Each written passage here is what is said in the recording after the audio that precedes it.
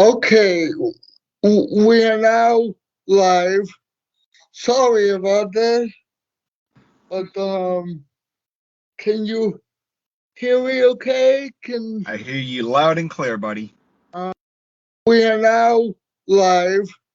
Sorry about that, but can you hear me okay? I hear you loud and clear, buddy. So welcome to the Alex Perez show. Everybody, if you don't know, my friend, Deactivated Styles, he's a streamer on Twitch, just like me, and he's awesome. He's cool. So.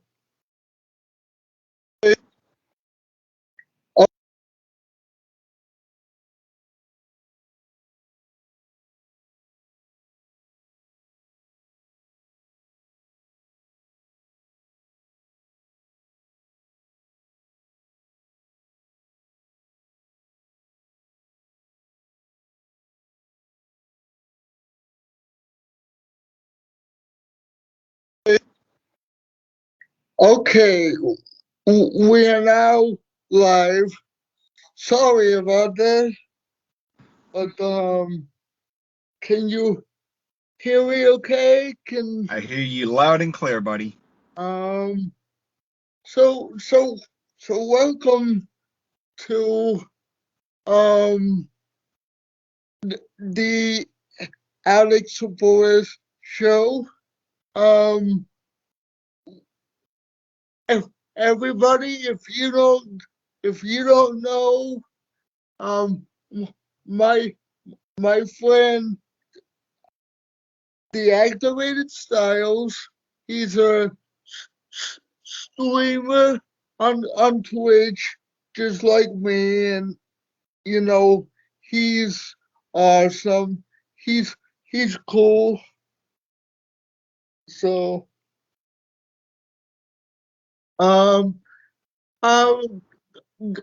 go on Twitch and check him out. Man, he's awesome. I appreciate the plug. And hopefully you're having a good night, and glad to be a part of the show. I had a little bit of technical issues. I'm glad that I got it. We solve and we can do this interview before you go live tonight. So so tell my audience a little bit about yourself. I know that you're on Twitch, but what else do you do? All right. Well, so this little brief description of me.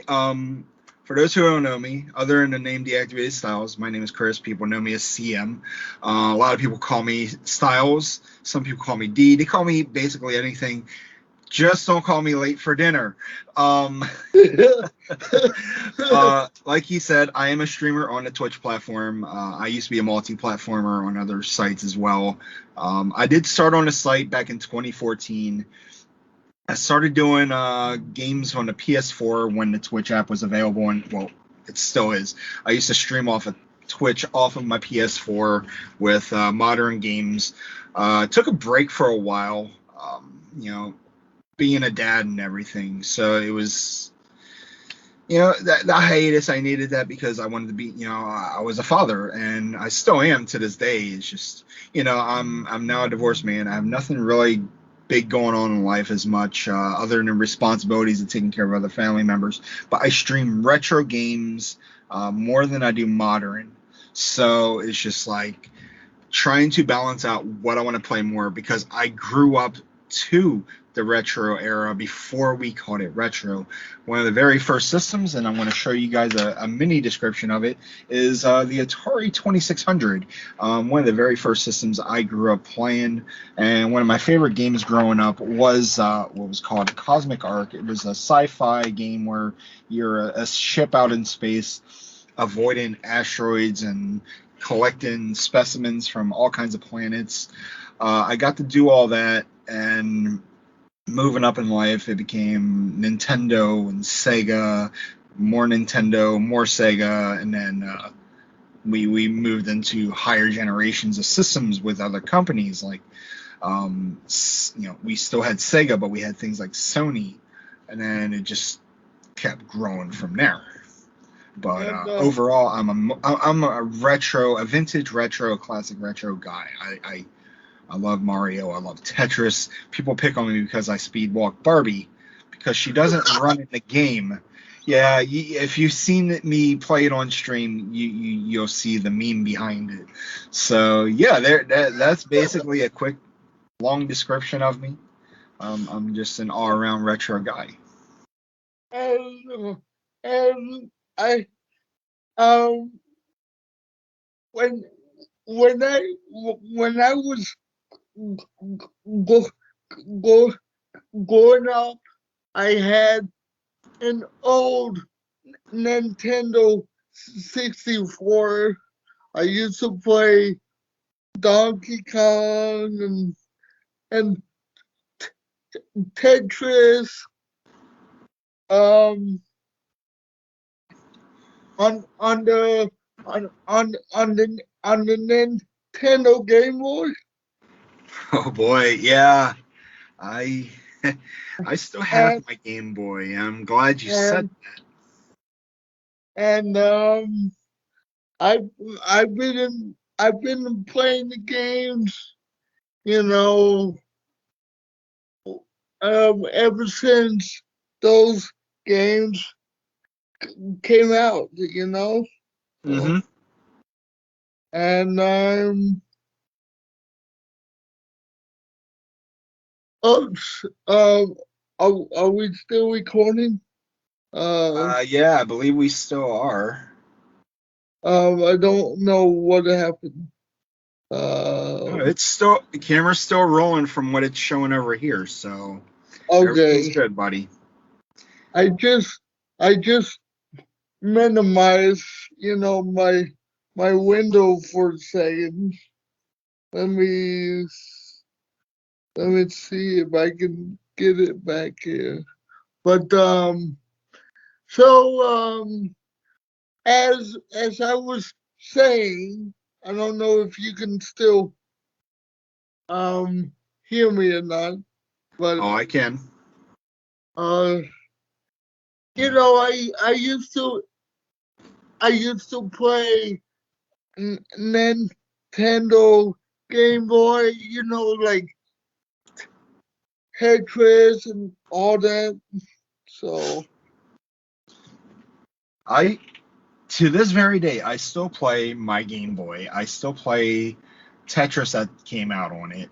The original one that was licensed by Nintendo, not by the unlicensed third-party company Tengen, who made a completely different version, which everyone liked growing up.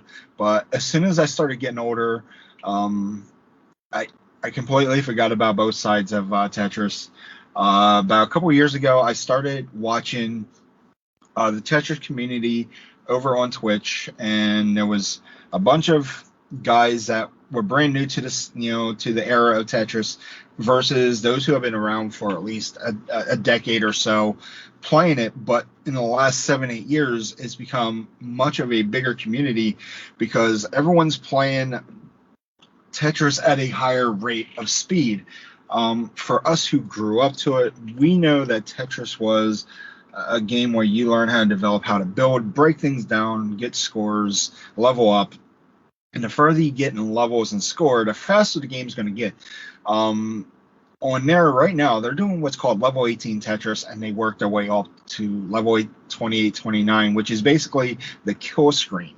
As soon as you get to level 28, 29, the pieces just move so fast that you cannot exactly, you can't just build anymore. It just completely stacks until your screen completely gets covered by the Iron Curtain.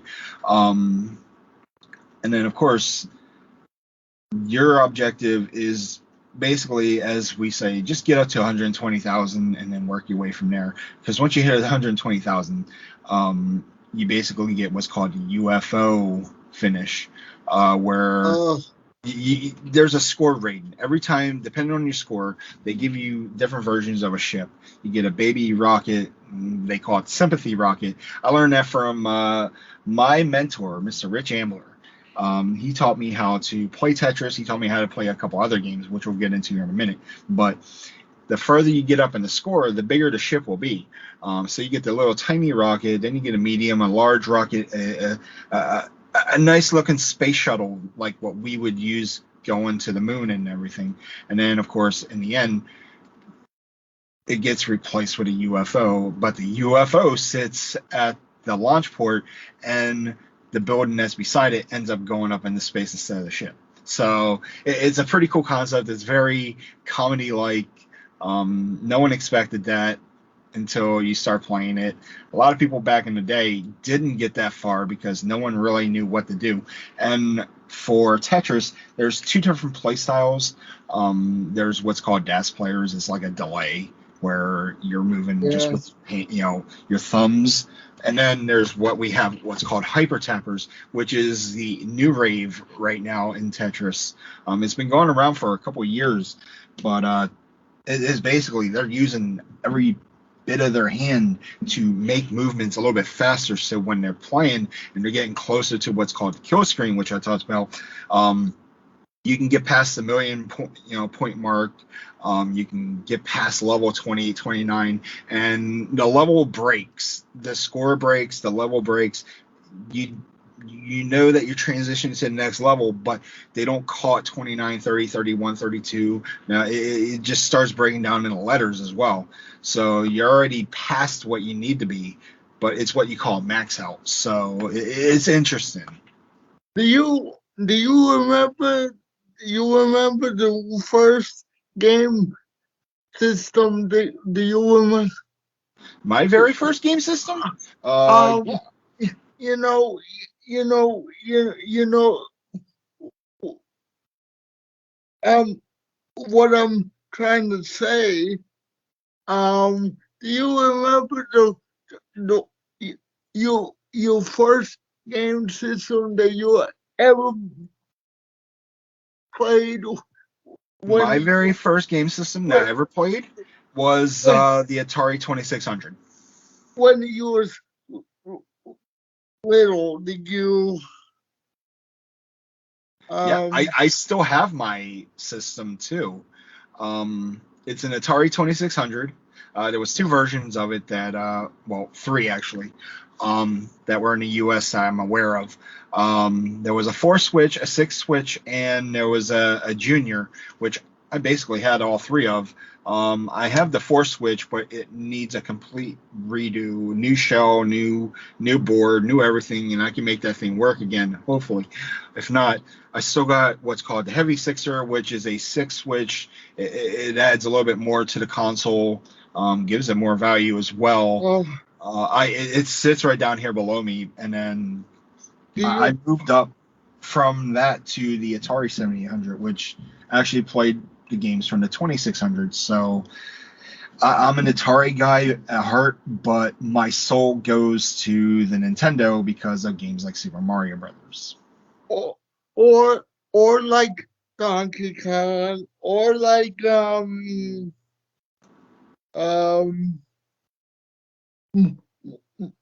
Mortal Kombat, or Mortal Kombat, one of the greatest games of all times in the mid '90s.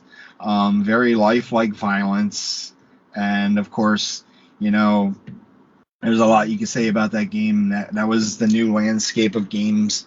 Other companies out there, other developers wanted to make lifelike fighting games, and some succeeded and some failed. Um, I used I used to play that game on the Sega. You remember that system? Yeah, I should because it's right here beside me. I have two different shoe racks full of game systems right now that I usually play daily. If not daily, I preserve them as much as possible because when my time comes in this world, I want my kids to have what I have so they can pass it on to their next generation with their kids, grandkids. I want to be able to have all my stuff either working preserved to where they can be a historian of what I grew up to, and they can share the story of what games used to be like. Because the games I grew up to compared to the games that they grew up to are completely different. You know, you have the 2-bit, 6-bit, 8-bit era of games, and then it moved into 16 and 32-bit gaming, and now we're getting close into the 64-bit era with like Xbox Series consoles and PlayStation 5s. So all these generations of games, all the way the games are developed in terms of graphics, gameplay, and design, everything serves a purpose for every gamer out there. I'm as old school and old fashioned when it comes to stuff Um, because that's how I was raised. um, which you do a heck of a job playing those games, buddy. Let me tell you, it took years and years and years of practice. As soon as I'll put it this way. I started using emulation after I didn't have any consoles to work with at the time. Um, Most of my stuff was packed away, and if I did have it available, I wasn't able to use it. So I had to find alternative ways to play the things I grew up to. And one of the things that I have, uh, here I can show it right here on screen.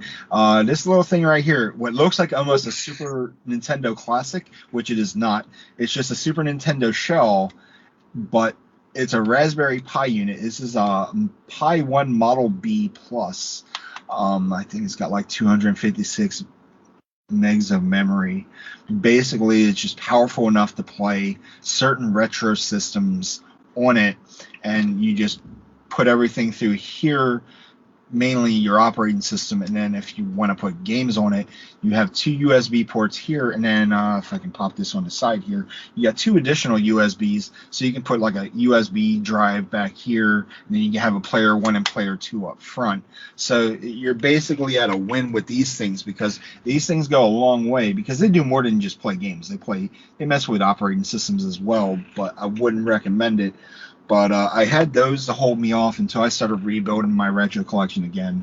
I just recently bought, well, in the last year, I bought two Nintendo consoles. Um, Both are what we call the toaster box models. And as old as they are, the contacts on them don't read the carts properly anymore, so you have to replace parts.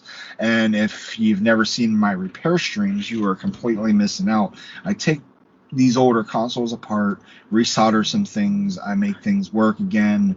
If it needs a new card adapter or cart connector, so that way it can read my older games, I'll fix it, I'll repair it, I'll have it up and running, and we'll be back in the retro gaming mode. You know, um, uh, what is your favorite game to play on stream. When I was on your Twitch the other So night, uh, my favorite game and all time. I'm sorry. Go ahead. You're okay. You're okay. But to answer that question of one of my favorite games of all time, this is probably number one on my list. And this game right here, you really can't find it anywhere else. Now it is on a site called OneUpRetro.com. I endorse their products. They sell multi-carts, but this is the NWC 1990 reproduction cart. It's basically a triathlon game where you play Super Mario Brothers and you gotta collect 50 coins as fast as possible, and then you move on to the next game, which is Rad Racer. Rad Racer, you gotta beat the track as fast as you can without crashing or running into anything. And then with your remaining time, you get to play Tetris, which is one of my games of choice. So basically, the game already has 2 out of 3 for me to be victorized with. But Rad Racer, I can easily beat that with no struggles. But Tetris, although I do have to start on level 1, depending on what score you get in Super Mario Brothers, you have to learn different patterns. And if you don't know patterns, you're in a world of hurt because you will lose so quickly because you cannot build up enough blocks with Tetris. But this card right here, you can get these on there for about 75 to $100 actually, between 75 to 100. Since a reproduction, they don't carry the same value as the original carts, which you can find if they're just sitting around loose. Price, get $15,000, $20,000 for an actual cart if you have in your possession. But if it's what they call water graded, where it's in a very protective case, not like this, you can sell it for at least up to $250,000. And $250,000 sounds like a lot of money to me, but as old school as I am, games hold a more sentimental value than they do a financial value. So And, so so what is so what is your favorite game to play on the Sega? my Sorry. favorite game to play on a Sega. Wow. Ooh. Well, there's a tie for 2. Sonic the Hedgehog 2 and Road Rash 2. Everything comes in 2s here. Sonic the Hedgehog 2, I liked it for the fact that they introduced a special version of Sonic. If you do the code properly, you can unlock Super Saiyan Sonic, as I call him. The true name is Golden Sonic, where he moves very fast, complete gold. If he gets hit, everything dies. It doesn't matter what. You can stand there and fight the boss, and the minute he touches you, it doubles the hits, and it doesn't take long to beat the game at all. But it's for fun. But if you're doing it as a speedrun method, I wouldn't consider it because it just takes away the fun of the game. But Road Rash 2 is more than likely my favorite out of the 2. See, my favorite game was Mortal Kombat, No. and and Donkey Kong, and and all those games that you mentioned, Mario Brothers, uh, Tetris, I just love it all. I Oh, just I completely get it. That's just like me. I love all gaming, no matter how good the game is, how bad the game is. Games like these, you live and learn from, because you live to play them and you learn what games to play and what not to play. There's trust me, as cool as the retro category is, just like modern gaming, there are games that are good and there are games that are awful. And if I give you a list of all the games that are bad, I let me tell you, Barbie would be on the top of that list because that game is god awful.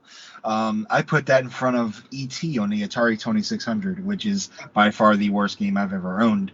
But Oh, which that's a awesome movie, by the way. I you know I I still have the the the VHS tape so do I. I of the just recently bought another copy back in the summer when my sons were here because I'm trying to get them into VHS tapes like I am. My daughter and I, we have a huge love for retro-based movies formats. I want to get back into VCD, which is a smaller version of CDR. VCD is a video CD where you can put it's more like a compressed image of a movie, but it's the fact that you really have a hard time watching a movie because as soon as you get halfway through it, it cuts off and then you have to put in another disc.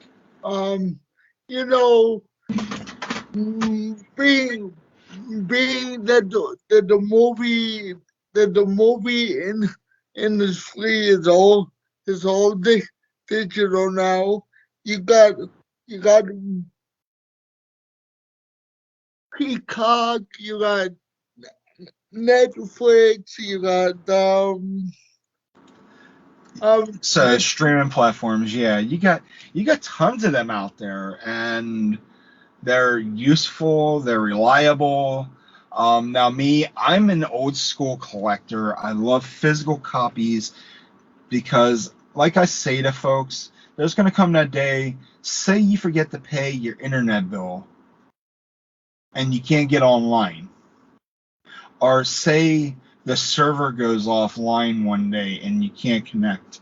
You can't watch your collection. You can't watch anything that you have saved on a server or what they have prepared for you. So you have to go ahead and you go ahead and you find an alternative. Me, I have a ton of DVDs, Blu-rays, HD DVDs. For those who don't remember that format, VHS. I have multiple ways of watching my entertainment, and I gotta say I enjoy it because that's who I am. That's what I do. And like I said, I'm an old school guy. I love physical media more than digital. Although digital is a whole lot more reliable because it's right there, open for you to download and play. But the downfall is if you have a server or if there's a server that's connected to and that server finally goes offline, or say the streaming service wants to pull that movie off of their services, you can't watch it anymore. You have to find another way. So DVDs, Blu-rays, those are the way to go. um uh I was gonna am I doing a good job asking you the questions as we go along here, or Okay. am I doing a good job so I far? think you're doing fantastic. You're asking some hard-hitting questions. Um, so what is what is your favorite all time game to to to play when you go live on Twitch? My favorite go-to game of all time right now would have to be Tetris. I start my show off with Tetris, and then of course before I go to end my stream, I finish with Tetris.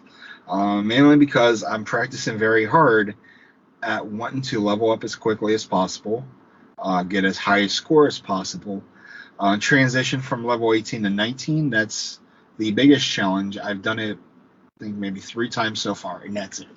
Um, the first time I did it was the memorable moment because I finally achieved something that I've been working about 2 years to do. I've been playing Tetris literally nonstop since I lived in Florida, moving all the way back up north to Pennsylvania. Um, I wish I had like a mini TV that I could like put in my car and hook a Nintendo up to it and play that while I'm on the road when I'm taking breaks from driving. Uh, So, so where are you originally from? I'm originally For, for, this for room you my see me in right now. for my This room, audience, for my audience that don't know you, are you from um Florida? Are you from um? so a lot of folks, since everyone knew me when I lived in Florida, that's all people know because that's where I started doing my Twitch thing. But originally, this room that I'm in right now, this is my original room from when I grew up as a child. I take care of my grandmother up here in the Harrisburg area, Pennsylvania. Um, I love it up here, although things can get wild and hectic here and there. But when you put all that to the side, the town's peaceful. Um, you know, there's some decent folks around here, and just like every state, we always have our bad apples, but once in a while people grow away from that and you move on. But this is my location right here. This little room right here, streaming in this room back in 2007, 2008, when Twitch was run by a site called Justin TV. I was on that site and I was on it in this room, this very spot at that. It was pretty different back then because I didn't have much to work with. I didn't have the tools that we have today. There wasn't no good capture card just yet. There was nothing that I could really stream with either. All my hardware was mainly put away in a storage facility because I had nowhere to put it around here at the time. Back in those days, I was also a college boy, so I didn't have time to stream all the time. I didn't have time to play games. I got out of the military during that time. I got home, started adjusting to civilian life, started taking care of myself Oh, by all oh, means. So really? You were in the forces. Can that's you correct. can you tell us a little bit about that as well, or? Yeah, I most certainly can. So my first 4 years was with the United States Navy. I was on two different sea deployments with some Marines, 22nd Marine Expeditionary Unit. Uh, Very good hombres. I love them to death. They were great. They carried out their missions very well. I got to be their ammo tech. My job was ordnance. I built bombs, play with ammo. I did that for 4 years. During that time, went through some traumatic issues. As soon as I got out, I went ahead and I jumped ship to the Army. I started, you know, enhancing my life a little bit more, starting to try out different branches, see what I could do with myself, and Um, so, so what do you, um, so what do you like to do on your downtime when you're not doing? so on my downtime, I like to, you know, one of the biggest things I like to do is I like to spend time with family when I can, when I have the opportunity. I'm also a hobbyist. I like to collect stuff, figures, games, movies, books, music, whatever I can get my hands on. I have a room here full of stuff that I actually like, you know, seeing every morning, afternoon, evening before I go to bed. Stuff I can wake up to and be like, this is life. This is great. And of course, everyone's like, well, you're 40 years old and you're still collecting stuff. And I don't see no problem with that, honestly. It's not like I'm talking about it every day. I get to look at it, but I'm not gonna, I'm not gonna tell the same story 24/7. About how I got it, where I got it. It doesn't matter. The fact that matters, it's mine, and I get to treasure what I have, because when I get older and I no longer want them, I pass them down to my generation of children so they can collect and they can enjoy what I had, and then they can pass it on to their next generation of children. It doesn't matter what it is: movies, books, music, toys, collectibles, games. So, Um, um, so, eh, like me, I like, watching cartoons, even though I'm 30 years old now. Um, you know, I know that the cartoons are for little kids, but I still enjoy, like the the ca- cartoons on Nickelodeon, you know, you know. hmm and I haven't watched Nickelodeon forever, and honestly, my kids are old enough to where they don't want to watch it. There's really no need for me to watch it, and of course, we're living in new times now, so I don't know what's on TV anymore. It's not really my forte. I'm I've grown out of that children's thing. I mean, I live the childish grown up life now, the enjoying myself part of life. I I don't need the cartoons and all that. Now, if it's Looney Tunes on one hand, that's one thing, but I anything I on Nick, I love the the Looney Tunes. It it it especially Porky Pig. You know that kid. yeah, um. bleep bleep bleep. That's all, folks. Yeah. Um. So what was your favorite cartoon when you was little? Do you mind? Favorite cartoon when I was little. Ooh. Uh, I would have to say Roadrunner and Coyote. I like those two. They was part of Looney Tune classics. Always like watching the Coyote try to catch a Roadrunner. There was one Yeah. time he did, and then he didn't want to catch him anymore, and that was it. Um. Um. Nowadays on TV, they they don't play like the old cartoons. They have like SpongeBob, like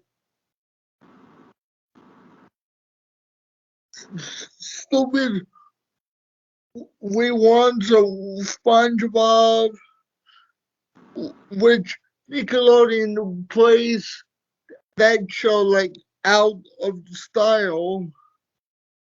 Um, you know what I mean? Um, and Nickelodeon is not like it used to be. You understand? Oh yeah, well, like I said, we live in totally different times now compared to how it was back then. Um, Everything's targeted towards a different audience nowadays. Of course, you have to be careful how you say that, because some people get offended by it, and it's just we want to be able to enjoy everything all in one time, in one sitting. But half of the time, there is just sometimes you think, is it targeting the right audience or not? How is it? It's changing the landscape of how children watch things as well. Um, Me, I'm not biased by any means. I'm the kind of guy that actually speaks the honest truth. There's a lot of things that I do and don't disagree with on TV, which is probably one of the major reasons why I don't watch TV like I used to anymore. It's why I don't watch things on like streaming services as well. So there's things I really don't want to see. Um, I go the old school route of how I want to watch things, the stuff that I grew up to that I enjoyed, anything I like that's an archive somewhere. If you can't find it on a stream service, you might find it on sites like YouTube. Um, you know, and of course, when I say things like this, of course, a lot of people will get offended and be like, "You shouldn't be saying that," and that's your opinion. But I watch things that take shots at the wrong people, and they do things that they shouldn't be doing. And it's we live in a world that's literally in a brainwash method right now, and that's one of the major reasons I steer clear from national televised events because of what we see nowadays. See, my show is a family show where all people can speak their minds like I do. And if there's anything I'm good at doing, it's speaking my mind. And of course, there's a lot of people that don't like when I do that because no one likes the opinion I have to say, because literally it tags into their feelings and they say, you shouldn't say that. Well, I come from a world where I dealt with harsh things in life. Could it have been prevented? Well, what I did for a living? No, there's no preventing it. You have to handle the hard blows that are delivered to you. And if you don't handle what's being told, you're not going to survive in a, as I like to say, a real man's world. I've done enough things in my lifetime to be entitled to say and do whatever I want versus what the rest of the world thinks they're entitled to that haven't contributed enough like you and I have. You know, a lot of people look at people with disabilities, um, like me. They, they, they, they, they, they say that you can't do this, and they say you can't do that. But look at me now. I started I started this show back in 2008, and my dream was to educate people about my disability. You know, uh, you know, get getting the the word out there. So And that's a good thing that you're doing that. You're trying to educate people on this. And the thing that's tough in today's world is you can educate whoever you want, however you want. But the problem with today's world is some people, will they care enough to listen versus what you're trying to tell them? Because if you're putting a word out and nothing's going through, things like this become wasted effort on your end. And it's a shame because people don't understand what you're going through. It's an everyday struggle, and you keep fighting your way through it every damn day. Let me tell you, you're one of the nicest fellas I've ever come across, especially on the Twitch platform. You reach out when you need to. Last week when we finally got to talk face to face on, on a mobile call, that was pretty cool, man. I enjoyed it. You know, you're one of the most excited people that I've ever met in my life as well. As soon as you start talking about doing this interview, I was already on board with it. I've been excited about this. I like being part of things like this. Things like this keep me going. thank you, my friend. That's Um, you know, and thank you for being on the show. Do you have any other questions for me or? all right. So you want me to ask questions? All right. So since you asked me all the hard-hitting questions, what motivates you to keep doing this? What motivated you to start this to begin with? You know, I already have a feeling I know the answer, but I want to hear it from you yourself. Well, in in in it all started back in 2008, like I told you from the beginning, buddy. I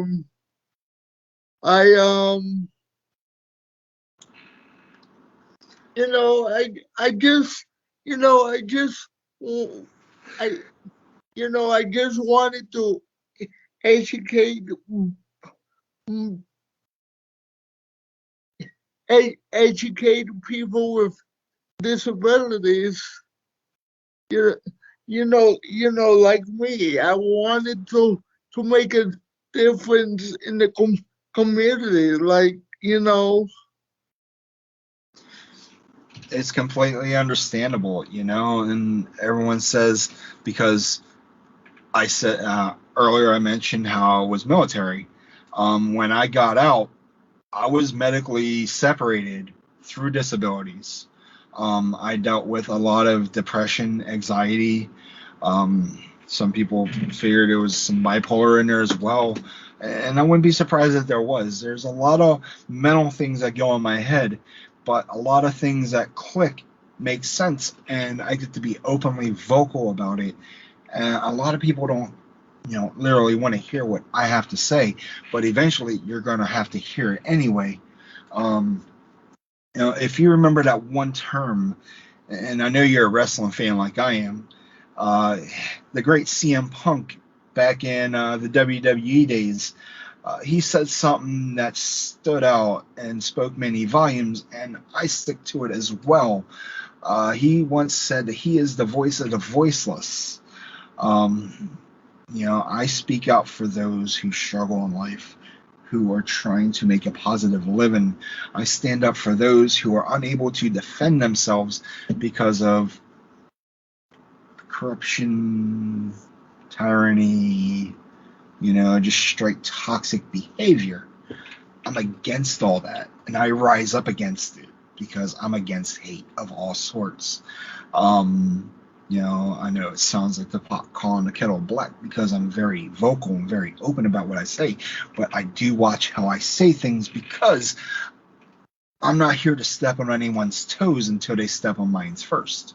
And, it's not exactly what you call a direct threat, but it's just that, there was a term that Steve Austin once said in the Attitude Era: don't ruffle his feathers. In other words, don't piss him off. That's the kind of guy I am. I've been through enough things in my life. Almost 8 years of military service, 2 years of college, 2 times married, and 4 children to go with it. I got a huge background behind me, plus whatever I did in my lifetime, to say I have every right to say and do whatever I damn well please, and there's nothing you can do about it.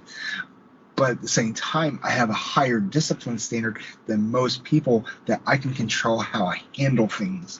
I try to do things with morals versus those who do not. So there's a huge line between me versus the rest of the world, and I'm just here to help those who need that. And those who are trying to stop me, I'm just in your way. Like we said earlier before we got started with this interview, you said something to me that really sticks out. I can't remember what it was, but I want to say thank you for.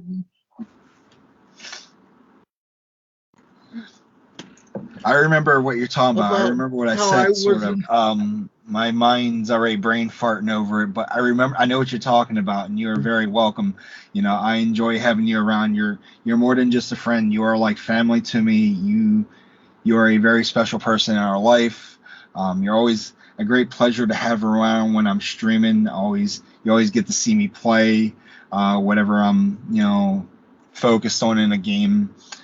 The combos that we've had on stream in chat, always a pleasure.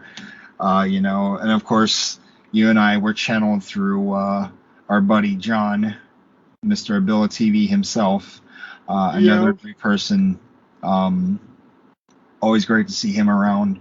He's a very vocal person. He knows his advocate rights. So if there's anything that you ever need, and he can find a way, he'll take care of it for you, or at least guide you in the right direction.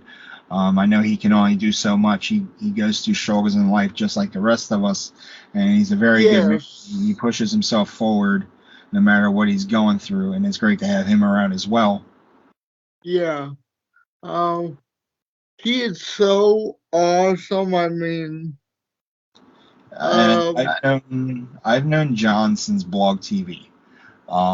We were on a site called Blog TV back in 07 to 09.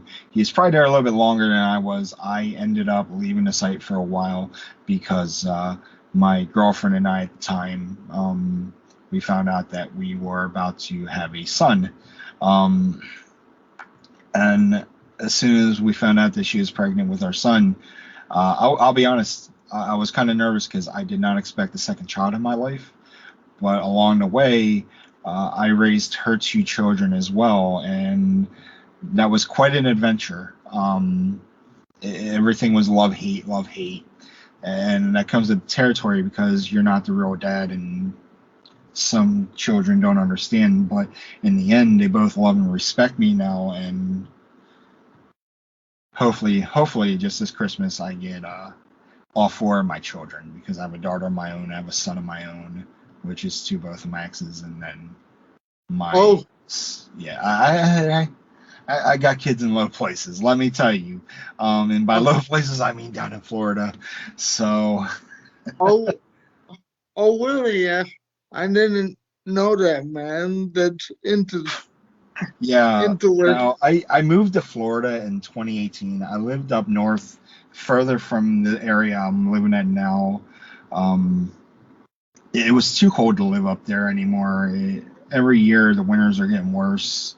The towns weren't doing nothing to fix anything at all either. So my wife and I at the time, we decided on just cutting our losses up there, and we wanted a decent lifestyle. But the lifestyle she wanted versus what I wanted was completely different. So it was a complete unbalance, and it just left a lot of collateral damage. So I said to her and I, maybe it's just best if we call it quits, and that's exactly what we did.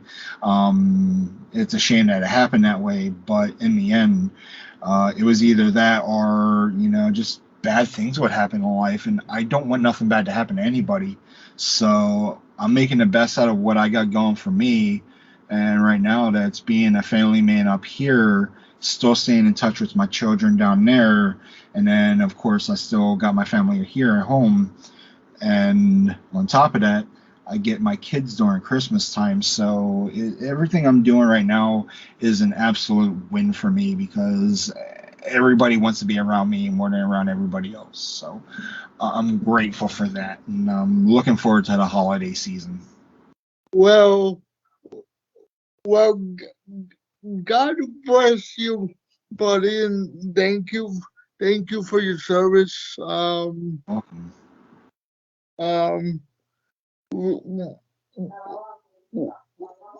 We definitely need it in this world that we live in. Yeah. Especially when this world is going down hill, Yeah. And it's doing it pretty quickly nowadays. So right now, all we could do is just look to the man above and hope for the right answers, and try to go from there. Well, thank you for coming on. You're most welcome, buddy. Deactivated styles. Do you know? Can you give anybody your information about where they can find you? Yeah, Or absolutely. And if you want to find me, I am on the Twitch platform. I am on Twitter. Uh, no, I forget how I did it on Twitter, but I think it's like deactivated styles, but instead of deactivated spelling the way it is there, it's like deactivated with 8 ED, I think, styles with a Z at the end. Just type in retro styles, STYLEZ, and you should be able to find me on there. But if you want to find me on Twitch, it's much easier to find me there at styles.live, STYLEZ.live, LIVE. And you can catch me there just about every other night where I will be doing tons of retro here and there, switch up to some modern gaming. Now, I know tonight and within the next 20 minutes, I'll be going live over on the platform. I get a very special surprise for everybody tonight, so I'm looking forward to that. But other than that, yeah, Twitch is the prime source to find me.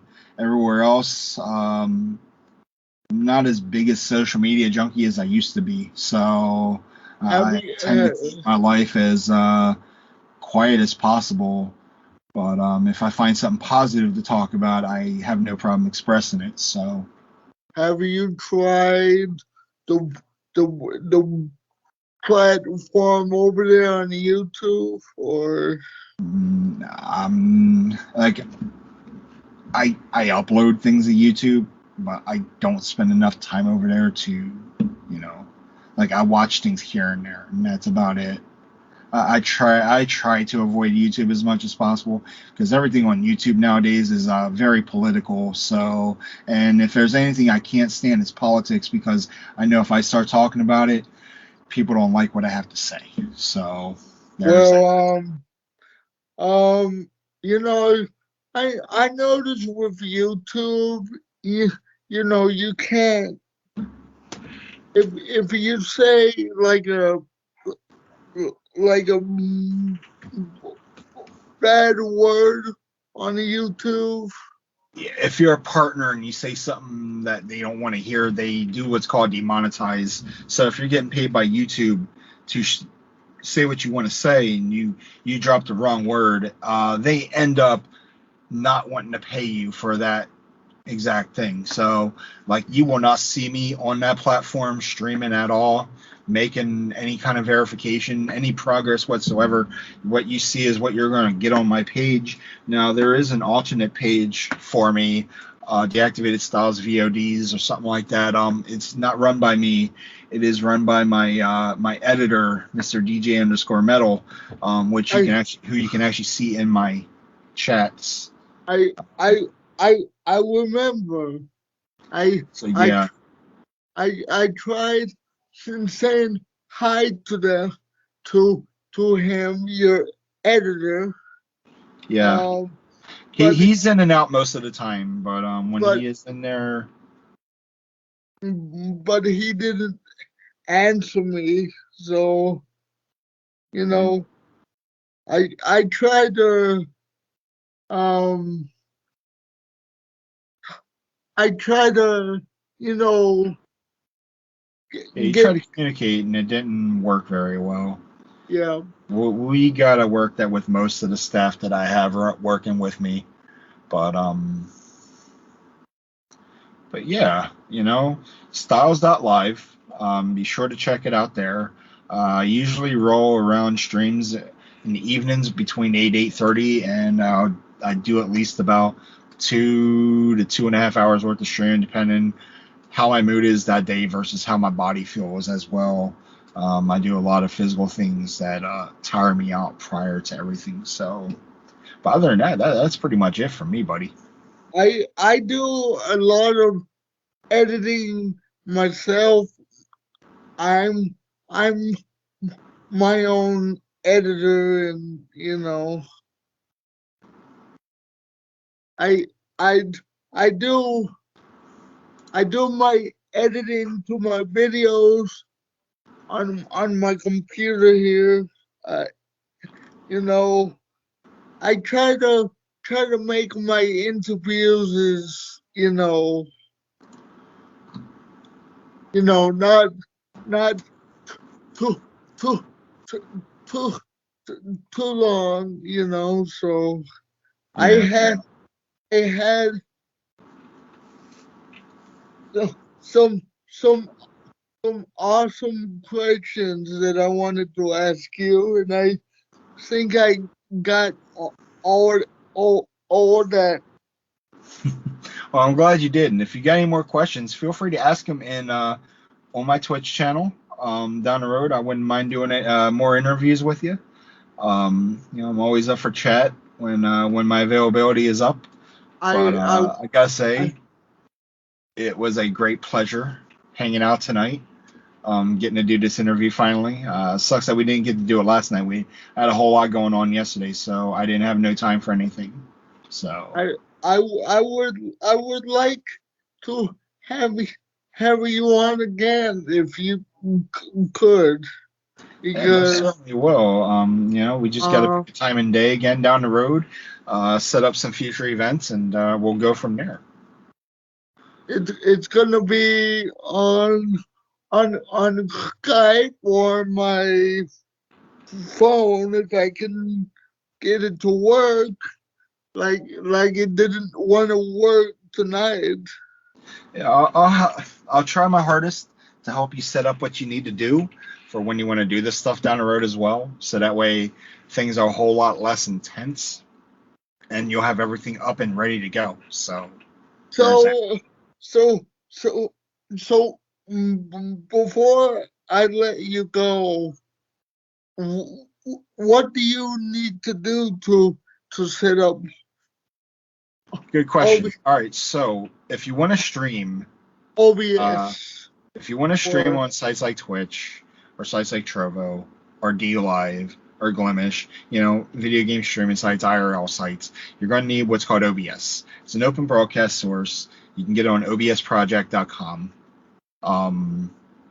And then what you do is you download the software depending on what system you have, like Windows or Macintosh, or is just call it Mac. But you download the software, you install it. I recommend your C drive unless you have a couple of drives that can handle the space. I have Said you like have Windows 11, so. And not only Windows. that, I can see it. I can see your taskbar right there in the bottom, which is that's kind of weird because the whole format's very Windows-like, or not Windows, but Apple-like. Kind of weird that Windows did that, but you can also shift your features over to the left. Your all your icons and all that. I forget how they do it, but I've seen the commands on the Windows settings. But anyway, you download OBS. Recommendations for streaming: have a decent PC, a decent internet connection, because you're going to need to process, and you're definitely going to need the video for rendering what you're putting on the screen. But bandwidth is important, especially your upload speed, because when you're streaming, you're uploading your data, your speed into their server. All your download is just whatever comes across your way, but everything's an upload stream, so you're going to need great upload speeds. You're going to need a pretty beefy computer. I mean, you can do 480p streaming, but it's not recommended. I have I have I have fake drum internet, which used to be Bright House. Do you know what I'm talking about? What's it called? I have a internet company called Fake Drum. Spectrum? Oh, yeah, that's your provider. Yeah, I know Spectrum. Spectrum's big in Florida. Spectrum's basically a statewide thing. I mean, it's all around the nation, our nation, but Spectrum was pretty big down there. You got Spectrum, you have Verizon. If you have Verizon, that's FiOS type stuff. They also do low-end DSL for those who have phone lines and don't want to pay for like high-end cable connections or fiber optic connections like I would. Like, trust me, I used to like stroke my ego with my internet speeds until I saw what everyone else had, and I was like, I want to have what they got because what I do for a living when it comes to like game streaming, IRL streams, just chat, and all that, I like to have the best bandwidth possible, and since I got a decent PC to do it with, I want to have the best because if I don't have the best, I'm not going to be able to keep up with the rest of these guys and girls and whoever's when when next. it when it comes to to to to swimming like I do, Yeah. I, I need as much streaming internet power that I can actually get. You know, Yeah, and that's the essential thing. If you don't have it, you're going to struggle doing it. And I've learned that lesson time and time again. My um, recommendation is at least having a 100 down, 100 up download upload speed through your provider with no data cap, because if you stream constantly like I would do, if you're running on a limited database, if they cut you off of 1 terabyte of data, which doesn't seem much for guys like me because of what we do for a living. 1 terabyte can actually go by quick because if you have more than one person in the house, everyone's using stream services or playing their games online, and then there's guys like me who are doing exactly what I'm mentioning, and then it adds up after a while, and it keeps adding until the end of the month, and then after that, your data cap runs out, and then whatever's the excess that is owed, they tack on how much per gig that you can use, and it does become expensive. So um, for buyers beware. If you do a, streaming, make sure you have unlimited data. a, a, especially when you add on, like the TV service and the phone. Yep, the triple play package. I know exactly what you're talking about because I've done it quite a few times. It can get really expensive, So Oh, I know, and it's crazy, but there's a lot of folks that are out there that still pay for all three. I know this house has it as well. I don't use landlines like I used to anymore. I know the only places that use them are government facilities and hospitals, and that's about it. Maybe, well, police stations too. But other than that, like, my line of communication is this right here, my mobile. See that? That's look, my line of communication. So when look, I'm on the go, there's no reason why people can't reach out. my my communication and what I do on my phone is how I do it. Yep. So, so anyway, thank you for coming on my show, and You're most welcome, bud. It was an honor to be here. we definitely need to do it again sometime. It All right. it it It was sounds good, man. As once the time is right and the availability is back up there, we will do it again. it was so much fun get getting to to share time with you to talk about topics like gaming and other stuff like that. I really enjoyed it, man. I Thank you for appreciate it. thank you for your time, and I'll be uploading this to, to YouTube, All right. and